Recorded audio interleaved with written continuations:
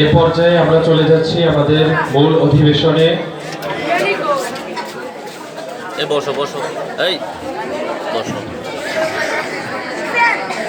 আমাদের অধিবেশনের নাম আসমাউল হুসনা ছোট।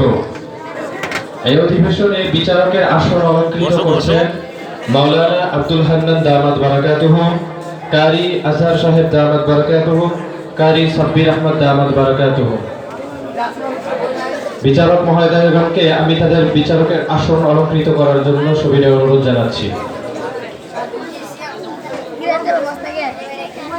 সর্বপ্রথম প্রতিযোগী হিসেবে মঞ্চে আসছেন মোহাম্মদ তৌসিফ নুরানি গ।